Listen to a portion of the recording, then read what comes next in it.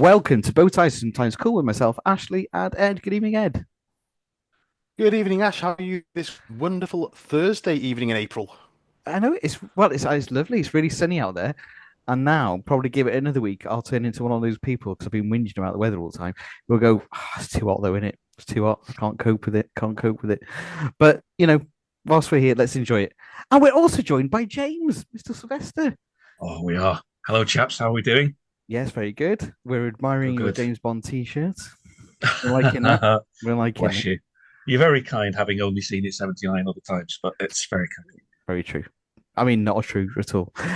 Now, James, we are joined by Mm, a very special guest this evening. we are. A contact of yours, I do believe. Shit. I'm bigging it up with my address book these days. So, no, Indeed, I you am are. absolutely over the moon because Ed and me have been probably winding you up something rotten for a long time now, saying, we should really ask George if George will come on. And this is the evening it all pays off. So if you don't already know our lovely guest tonight, you soon will. And frankly, if you don't, you've been living in a very cavernous well of ignorance. We are very blessed and honoured to have the amazing Georgia Cook join us for a chat this evening. Hello, Georgia. Hello, hello, hello. Thank you so much for having me. Oh, you're very welcome. Georgia, I'm sure a lot of you will know undoubtedly from her Big Finish work, as well as I am hoping her colossal record in horror short stories, horror fiction, the Holmwood Foundation, and a new project, soon to be released project, which we'll be talking about a little bit more later on. So, welcome, Georgia. Now, as always, gents, I know you've got some questions to ask, not in an interrogation sort of style, please. Go easy, go easy. And I do believe that Edward is probably, in his old-fashioned way of pen and paper, good to go. Are you ready, newsreader Ed? Or I'm ready, Ashley. Yes. interviewer Ed, I should say. Interviewer Ed. We go with Right, that. Lay it on good. me.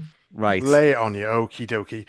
Georgia, again, massive thank you for spending time with us this evening and talking about yourself and your career. So I'm going to go back to the very beginning. Um, have you always been a creative type? I have, yes. I think that's quite true to say. I was never particularly academic at school. I was only really good at kind of three things, and that was English, art, and drama, and everything else could kind of go hang. Um, I'm amazed I got through most of my exams because that was the things I wanted to do. I wanted to draw, I wanted to write, and I wanted to act. So yeah, I think I've always been quite creative, even if I wasn't particularly good at it. It was what drew me. And you've acted, you've done art, you've done writing. I think an important thing for an author is when their first piece of work is actually published professionally. What was your first piece of work that was published? Yeah, I was just trying to remember that. I think my first piece of work I usually have on my bookcase over here some of the bits that I've written, but they're all in boxes at the moment because we've just recently moved. But I think the first thing I had written or published that I had written was in about 2020 when I first started writing, and it was in a short anthology. And I'm struggling to remember the name, but the story was about Red Riding Hood talking to the wolf, and it was about 500 words. And looking back on it now, it was probably a bit derivative, but I remember being so excited that I'd finally gotten something published in a book that people could read. And I think it's probably still out there. I'm going to be kicking myself because I'm going to remember what it was as soon as this call finishes. But yeah, I started off very small, and then I sort of got longer and longer and longer with the things I was writing, which tends to be the case, I think. And so you made the jump really from being published in a short story anthology. What we know you from mainly is your work for Big Finish, which really raised your profile. How did you become involved with that company? Quite a random sequence of events. I think everyone has a different story about how they started working somewhere, but I've been writing for a few years at that point, and much like the short story that I got published first, I had written for a lot of anthologies. I'd written mostly horror, and it was all stuff that you could find quite easily online. as well as, indie bookshops and stuff. And I had a website where I'd sort of been compiling all my bits and pieces. So it came to a point when a writer at Big Finish had some deadlines that they couldn't quite meet. So instead of dropping what needed to be written, they recommended me as their replacement. And my editor, Matt Fitton, at the time, was able to go into my work and see that I could at least provide something of what they were looking for. And he emailed me and he said, first of all, do you know Doctor Who very well? Would you like to write something for us that is sort of Ghostlight adjacent? So I wrote something for Ace and Seven, which was a short trip. And then they liked it enough that they kind of kept me. They kept me for script work, which was really, really lovely of them. So that was The Haunting of Brick Place, I think, which was included on an extra on a Seventh Doctor audio, which I'm again blanking on the name of. It might have been Ice World, but that's still available as well. You're saying you're blanking on the name, but they have such a massive, massive output. And, they've got so many, yes, ranges, and it's keeping up is almost a job in itself. But you've written for, several Doctors, several ranges. Is there a range you haven't worked on that you would really, really like to work on? Oh gosh, definitely. I got into Big Finish during the pandemic. I had a lot of friends who were really into Doctor Who and knew that I had been really into Doctor Who and was sort of slowly getting back into the fandom. So I got in via sort of very niche, even I think by Big Finish standards areas. So my friends were huge fans of the Gallifrey series, so I got really into Gallifrey, and huge fans of sort of the 11, the 9, the 8, the 12. I don't think the others had arrived at that point, but that particular Time Lord. So they gifted me some of the ones that they had of those particular characters. So I've since written for Gallifrey, spoilers, but I've always wanted to write for a version of the 11. So maybe one day my wish will be granted and they'll get me to write one of those. But I'd love to play around with that character. Fantastic, yeah, wonderful character played by Mark Bonner. I mean, he brings it to life. You can, there's the relish in his playing that part is Yeah. it's fantastic. It really is. So you've made the jump, from writing as a hobby to writing as a career. Was there a point where you thought, yeah, this is now something, it's my job rather than something I do for love? I think it's still very much something I do for love. I think the annoying thing and also the great thing, or it's hard to say at the moment, but the industry at the moment is very much being impacted by a great many things, and most of us can't really make a living off writing alone. So there's no real point where, there's like 2% of writers can live off of writing. So I would say that as soon as you've written something, you're a writer. That's it. That's who you are. There's no real barrier to entry. But that also means there's no real point where you can officially say, oh, that's it. I am a professional writer forever. That is the one thing that I do. Because most of us are working sort of 2 or 3 other jobs. But yeah, like I say, it's both the great thing and the not so great thing about writing, especially in the current climate. And you've done Big Finish. You've also done prose as well. You were from the first range of books for the 15th Doctor called Ruby Red. How were Yes. how were you commissioned to write prose from being known for writing audio drama? I still don't quite know. I think uh, my editor was asked this, and he was able to give a better response on a different podcast, but I can't remember what it was. But as far as I'm aware, I was just approached out of the blue in an email, saying, "Hey, we know your work. We're currently looking for new writers to write for the new 15th Doctor series. Would you like to pitch for us?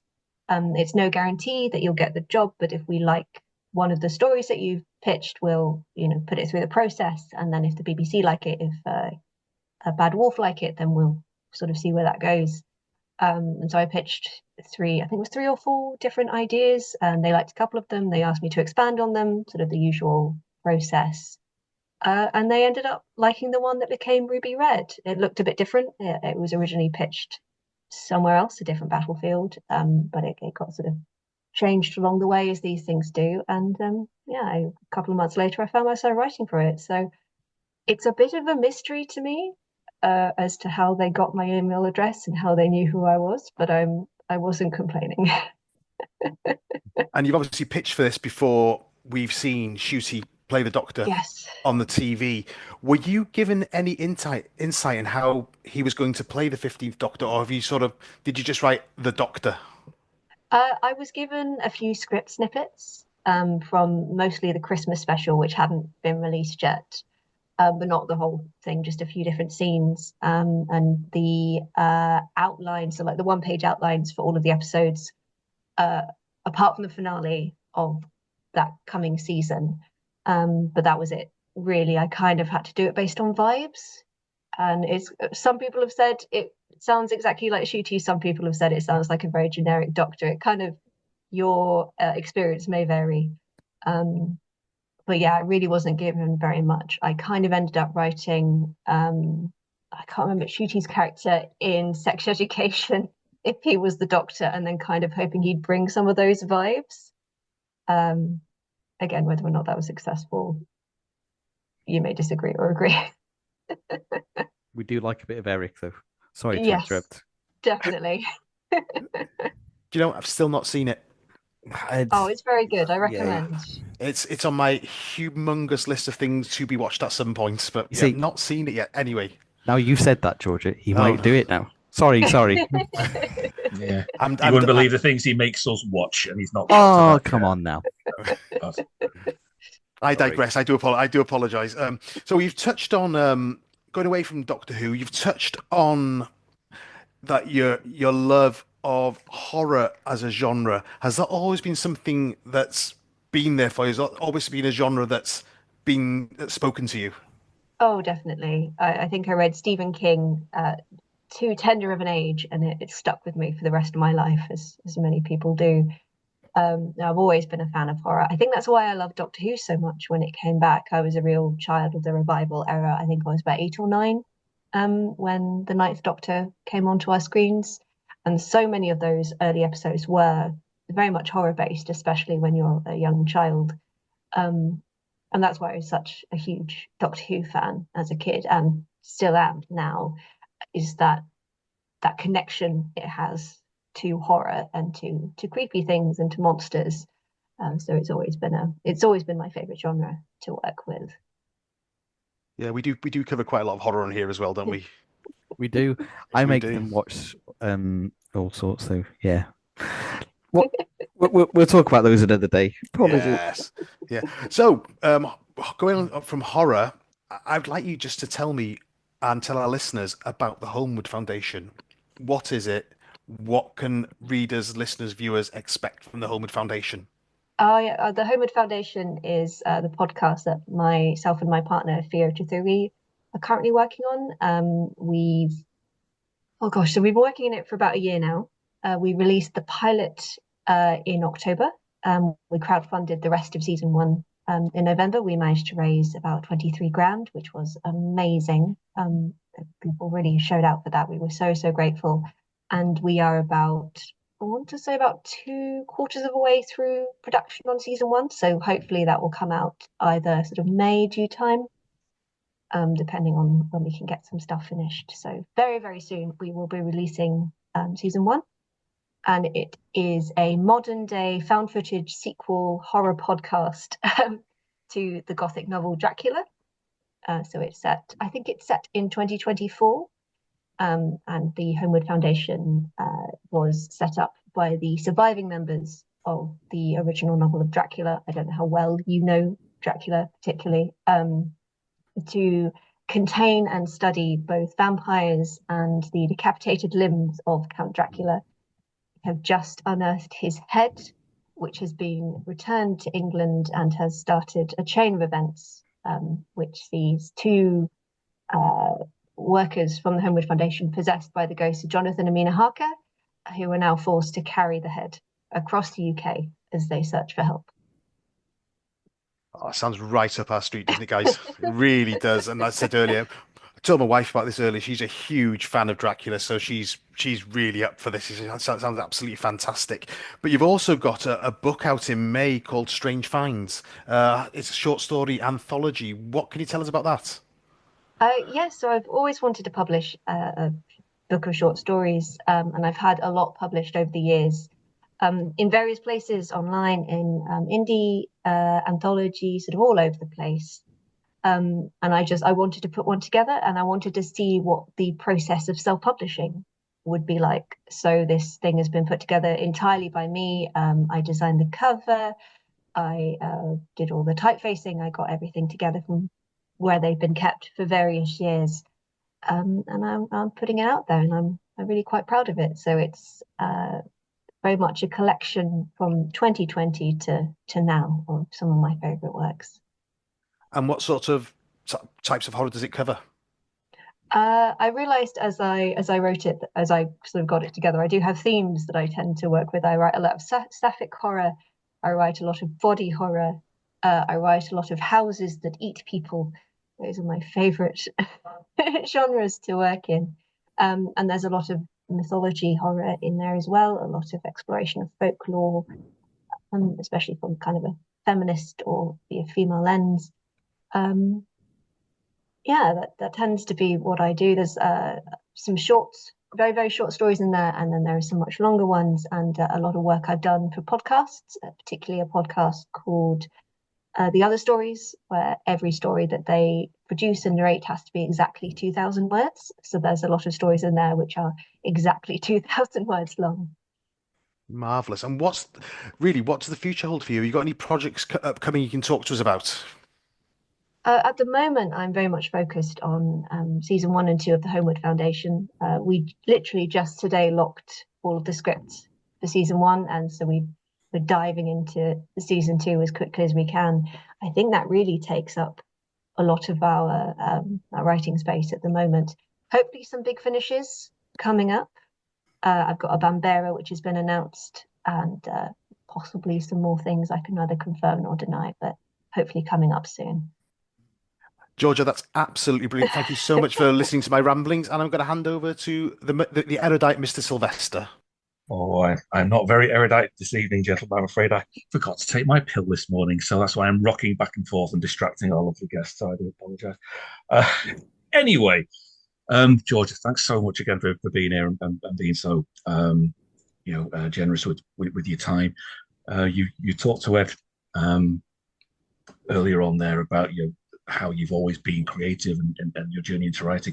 And I've read in other interviews you've done in the past, you've been very open about how you came back into writing at a difficult time in your life. And I think a lot of people who get into writing again do that to process feelings and process things that they're going through and experiences.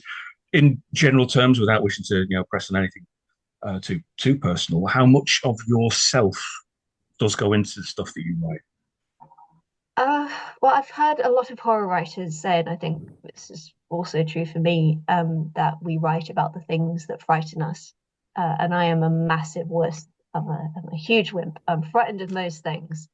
And so I tend to write about the things that frighten me. I think especially as a horror writer, if you can frighten yourself with something, then you're probably going to frighten other people, which is great when you're frightened of a lot of things.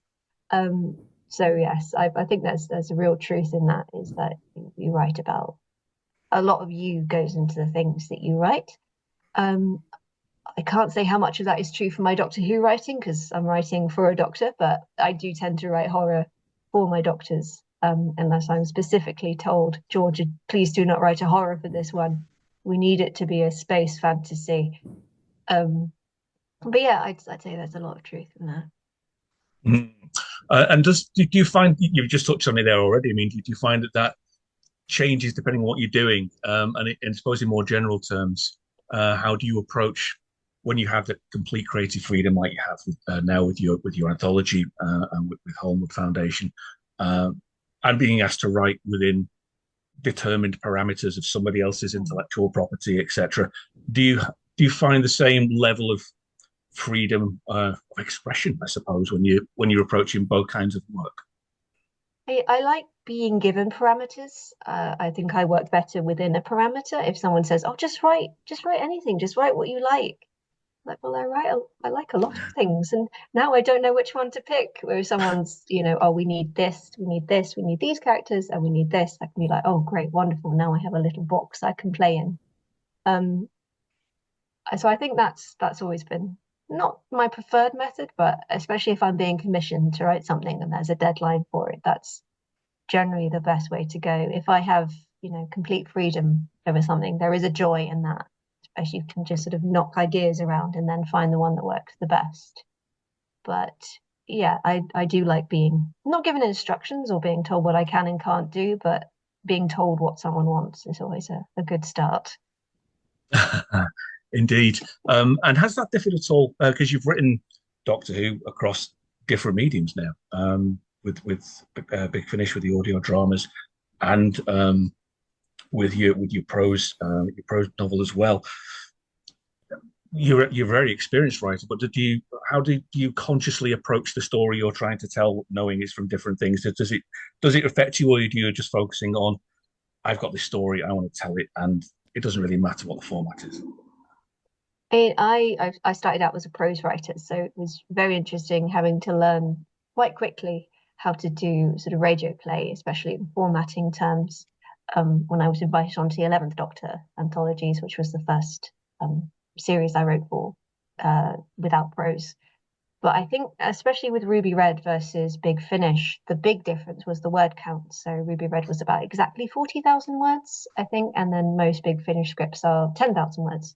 So there's a lot of change in terms of knowing how many words you have to do until you hit a certain point in the story. So with most story structures, there's a midpoint change, there's setup, and then there's the first twist, and the Dark Night of the Soul, all of that kind of general writing stuff.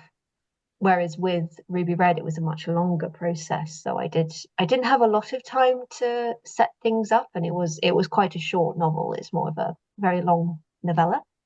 But I did have more time to explore characters and to put in certain character moments.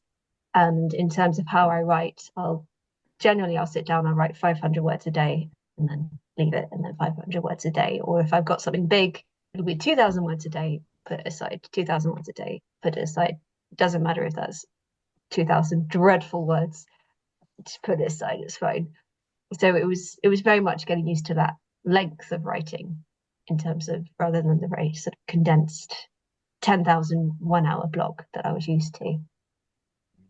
I mean, you've given some really good advice, I think, to I forget which website, terrible of me, but you did a video that was giving advice to other writers, and you talked a lot about that first draft being the one for you. Don't try and perfect it along the way. Get everything you want to say down, and you can amend it afterwards. You can change it afterwards, but get what you want to say down. And you mentioned in that as well of your goal of the 500 word limit. You always sometimes feel a little bit constricted. I must write my 500 words, but it can be, if you're not feeling it one day, you're not feeling it. But I just liked that advice that you gave. Is that something you mentioned somebody had passed that on to you when you first started? Is that still a rule you stick to? Oh yeah, definitely. I think the first draft, it exists to be awful. It exists to be dreadful. It's like, if you don't have a first draft, it's like you've got a clay thing of, trying to make a clay on a pottery wheel without having any of the clay on the pottery wheel. So that the first draft is you dumping it there, and then all the other drafts are you making the thing. So I think it's so easy to get bogged down with the details and the minutiae of the first draft. But as soon as it's there, as soon as it's in whatever state it is, as soon as it's down, then you can focus on making it readable to an audience, or to however you intend it to be. So it's why I also tend not to discuss what I'm making or what I'm writing until I've got that first draft down. I think it's so important just to make it, and then you can do what you like. Yeah, absolutely. Don't tell anybody. Yeah. Never say a word. So, looking back now on a lot of the projects that you've done, you've written a lot of stories that have been well received across different genres now. Awkward and horrible question to ask, but if you were to look back and assess that, do you see yourself as having evolved as a writer? Are you still the same person who put that first short story together, in terms of how you approach a story? have you consciously developed from there, and changed the way you do things? Yeah, I mean, I know some of the writers that I considered, my inspirations at the time 5 years ago have since turned out to not be good people, fantastic people. I'll be naming no names, but I was very disappointed.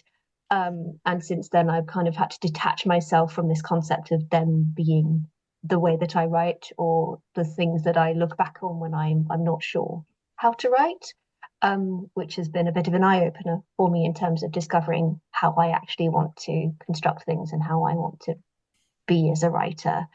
So in that ways, I've changed, and I've now written, much longer things than I thought I was capable of writing, which has been really edifying to learn. But I'm still the same writer. I have to go back and make sure that I'm not writing the same stories over and over again. Like I said, I love writing houses that eat people, but there are only so many houses that can eat people that one can write. Um, but I kind of feel every time that you see a house that eats you, it's going to be an important event. It's worth a yeah, story. I mean, I've got at least three. I checked my TARDIS wiki thing just to see sort of what stories I have written, and at least three of them are called just the house that blank, the haunting of something house. I was like, oh, there's another house story, Georgie. You might want to get off that.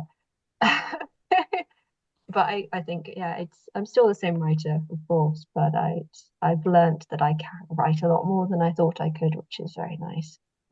Absolutely, you can. Georgia, just picking up on what you've just been talking about and the evolution and the way you've grown and as a writer, whilst retaining your voice and having worked across the different genres, other directions that you perhaps haven't touched on already in your career that you are desperately wanting to go to, or are you quite content with the horror slash sci-fi fantasy direction that you've been going in so far? I mean, there are certainly aspects of writing that I'd love to explore. I've written a lot of radio scripts now, but I've never written a script for the visual medium. I've never written a script for TV or film. I think that would be a whole different ball game and very interesting and probably extremely difficult. So that would be something interesting to explore. I really loved writing Homewood with Theo. That's been such a fun ride. And we've got 3 seasons of that planned, so it's probably going to be a ride we're on for quite a while. But we've also been, producing that and wrangling actors, and so that's been a whole different side of it, not just writing. I'm currently working on a couple of books, which will then set me into a whole different world of pain with trying to get published in that area. But I think Ruby Red set me up quite well for at least writing to that length. So I've got avenues that I'd like to obviously expand into, but the past couple of years writing what I've written already has been so gratifying in itself. Yeah, and you really have attracted a big following. You mentioned Homewood. You managed to crowdfund. You're getting a lot of support for your for your forthcoming book too. That audience is there. So come on, publishers, sign Georgia up. We do need more words. I am very conscious that we have only really talked about your writing. You just mentioned in that last and so all the different things you're doing around Hollywood now. You're dealing with the actors. You're a voice artist yourself. I think if I remember rightly, Sean is part of the cast of Hollywood, isn't he? Yes, yes. Yeah. Who again, Big Finish fans will know. Who's amazing. So you're adding all these different strands to that bow, and we haven't mentioned your artwork as well. You said you designed the cover for your latest book. It's easy to try and compartmentalize these things. Say which do you prefer, which do you see yourself as more being writer, artist, voice artist, or whatever. But it's all just about being a creative person, I suppose, really, isn't it? Yes, very much so. I mean, I trained as a cartoonist. Well, I trained as an animator. Realized I was not very good at animating, but I was quite good at drawing. So my professional life, as it were, has mostly been in animation studios working as a character designer. So that's what I do in my my big girl normal job.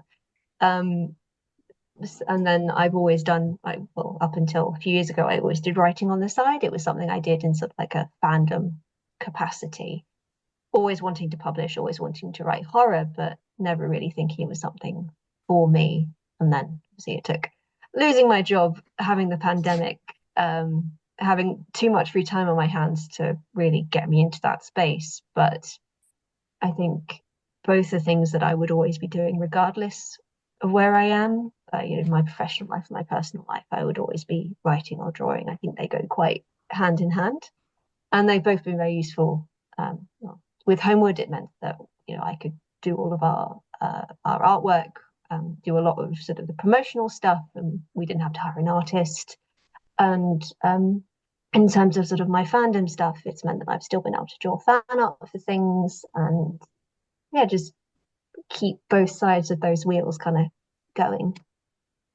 Absolutely. Long may that continue. And I'm not sure exactly when Ash will be getting this one out, but Homewood, as you said, we're expecting, hopefully, anticipating May or June this year. Remind us again your title of your forthcoming anthology, when it's released, and where people can get it from, if you would, please, Georgia. My anthology is called Strange Finds. Currently, you can find it on Amazon for pre-order as a Kindle or paperback and hardback. I'm working very hard to find different places to put it because Amazon is Amazon. You probably can also pick it up as a digital only on Itch.io for £5 if you would rather. And I will try and find places for it to be as well. Lovely. And with that, should I say it's coming out 1st of May? That it's coming out 1st of May. 1st of May. Fantastic. I'll certainly be getting hold of that. And Ed, I know it's going to be right up your cup of tea as well, isn't it? Yeah. There we go. One pre-order.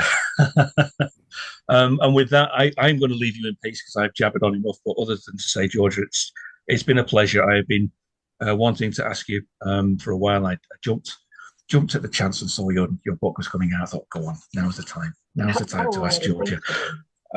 So we really are grateful. We're big fans of what you've done so far. Can't wait to see where we go next. And looking forward to enjoying the journey and seeing you go from strength to strength. Oh, thank you so much, and thank you for having me. Well, gentlemen, that was excellent as always, but even more excellent was Georgia's answers. Georgia, thanks ever so much. Just to echo what the gent said there, really. They sometimes say to me, have you got any questions to add at the end? I'm like, well, no, I don't need to because your questions are excellent. Although I have to say, about 2 or 3 minutes ago, I had a bit of a panic and I thought, have I definitely pressed record on this? Anyway, sorry, I digress. I was like, oh, no. So, on that bombshell, it's goodbye from me. And it's goodbye from me. And it's goodbye from me. And it's goodbye from me.